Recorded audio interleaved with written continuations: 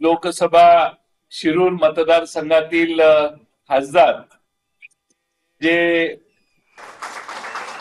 सुरुवातीपासून महाराष्ट्रात आणि देशात चर्चेत राहिले निवडणूक सुरू झाल्यापासून आणि त्यांना पाडण्याचा विडा अनेकांनी उचललेला होता, ते डॉक्टर अमोल कोल्हे यांना आपल्या समोर एकदा या ठिकाणी विनंती करतो. तिसरे आमचे खासदार आणि जायंट किलर म्हणेन मी, बजरंग बाप्पा सोनवणे. आमच्या पक्षाला बजरंग बली पावला, बजरंग बाप्पा सोनवणेचं मी स्वागत करतो. महाराष्ट्रामध्ये बीड लोकसभा मतदारसंघ, महाराष्ट्रातल्या जनतेच्या विचाराला एक वेगळी कलाटणी देण्याचं काम आणि महाराष्ट्रामध्ये स्वाभिमानाचा विचार आपण स्वीकारायलाच पाहिजे आणि पवार साहेबांच्या बरोबर आपण ठामपणाने उभं राहिलं पाहिजे. ही भूमिका महाराष्ट्रात अतिशय उघडपणाने आमचे नेते विजयसिंह मोहिते पाटील साहेब यांनी घेतली आणि माढा लोकसभा मतदारसंघ आणि संपूर्ण परिसरात त्या एक वेगळे चित्र निर्माण झाले.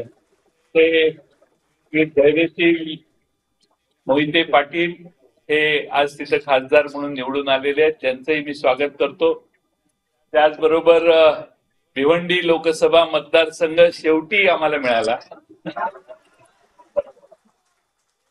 ते सुरेश म्हात्रे बाळा मामा ह्या नावाने लोकप्रिय आहेत, त्यांचं मी या ठिकाणी मनपूर्वक स्वागत करतो.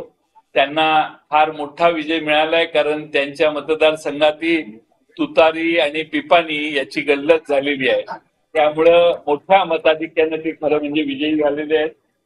आणि महाराष्ट्राच्या आदिवासी मतदारसंघासाठी राखीव असणारा दिंडोरी लोकसभा मतदारसंघ, या ठिकाणी एक तालुका राष्ट्रवादी काँग्रेसचा अध्यक्ष म्हणून ज्यांनी काम केलंय करतोय आणि जो शिक्षक पेशातला आहे असे आमचे भास्करराव बगले गुरुजी यांचं या ठिकाणी मी मनपूर्वक स्वागत करतो.